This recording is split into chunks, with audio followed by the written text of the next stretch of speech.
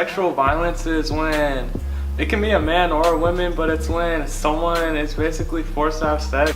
When somebody harasses someone in a sexual way that that the other person is not content with.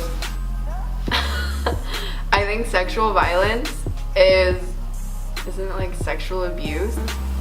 I guess doing something to someone who makes them feel uncomfortable in a sexual way. Like rape?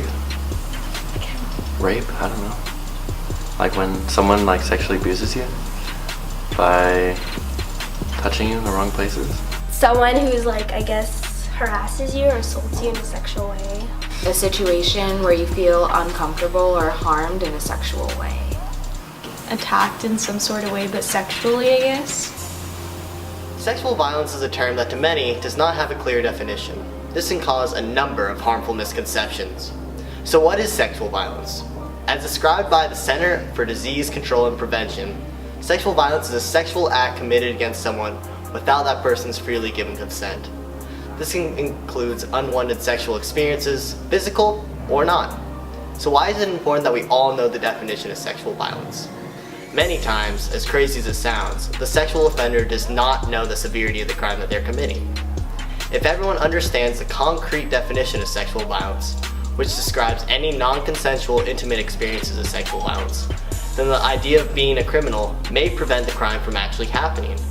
This is a super serious crime. Sexual abuse can give you up to 10 years in jail, and rape can give you life. Also, it is important to know if you're a victim of these crimes. If so, it is vital that you take advantage of the resources that are mentioned later in the videos and in the description below. According to the Rape, Abuse, and Incest National Network, 1 out of every 6 American women have been the victim of attempted or completed rape in her life, versus 1 in 33 men. So while it is absolutely true that both men and women can be the victims of sexual violence, statistics still show that women are much more likely to experience it than men. The RAINN also states that girls ages 16 to 19 are 4 times more likely than the general population to be the victims of rape, attempted rape, or sexual assault. This puts young women at a great disadvantage where they have to be more careful and self-conscious when they go out in public. Also, 1 in 4 girls and 1 in 6 boys will be sexually abused before they turn 18 years old. Given these statistics, it's important to consider the role that the bystander might play in one of these situations may be one that prevents the sexual harassment from happening in the first place. Sexual violence has many long-term effects on people that aren't talked about. Sexual violence is something that follows people for the rest of their lives and can cause serious damage to their physical and mental well-being. Victims of sexual assault are 3 times more likely to suffer from depression, 6 times more likely to suffer from post-traumatic stress disorder, 13 times more likely to abuse alcohol, 26 times more likely to abuse drugs, and 4 times more likely to contemplate suicide. Sexual violence can result in post-traumatic stress disorder, or PTSD, which is a condition of persistent mental and emotional stress occurring as a result of injury or severe psychological shock, typically involving disturbance of sleep and constant vivid recall of the experience, with dulled responses to others and to the outside world. These experiences can follow a person for the rest of their lives and heavily affect them. Bystanders might be present when sexual assault or abuse occurs, or they could witness the circumstances that lead up to these crimes. On average, there are over 293,000 victims aged 12 or older of rape and sexual assault each year in the United States. The majority of these crimes are committed by someone the victim knows. Given these circumstances, it's important to recognize the role bystanders can play in preventing crimes like sexual assault. You may have heard the term bystander intervention to describe a situation where someone who isn't directly involved steps in to change the outcome.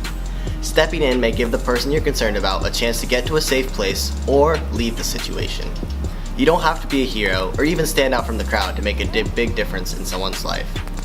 Take steps to protect someone who may be at risk in a way that fits your comfort level. Whether you're taking home a friend who's had too much to drink, or explaining that a rape joke isn't funny, or gain security involved when someone is behaving aggressively, choosing to step in can impact the way those around you think and respond to sexual violence. Whether or not you are able to change the outcome of the situation, by stepping in, you're helping change the way people think about their roles in preventing sexual violence. If you suspect that someone you know has been sexually assaulted, there are steps you can take to support that person.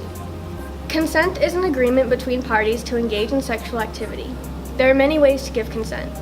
It doesn't have to be verbal, but verbally agreeing to different sexual activities can help both you and your partner respect each other's boundaries.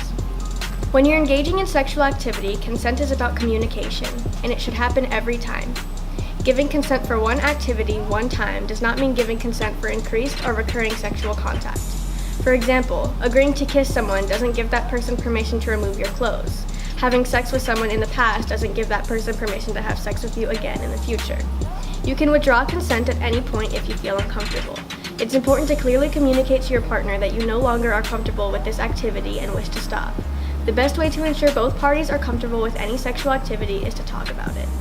If you or anyone you know is a victim of sexual violence, don't let it slide. It is important for the victim's well-being to seek and at least look at the resources available to them. The legality behind things concerning sexual violence may at times seem hazy, so visit www.nsvrc.org for a large legal resource in regards to sexual violence. Also, in terms of prevention, there are resources to keep you safe. Visit the National Sex Offender public website linked in the description and search any address to find registered sex offenders in your neighborhood. At any time, call the National Sexual Assault Hotline at 1-800-656-HOPE. This resource redirects you to your local sexual assault services and is there to help victims. And victims, you are not alone. There are people around the world looking to help you in any way they can, so feel free to reach out. There will always be someone there for you.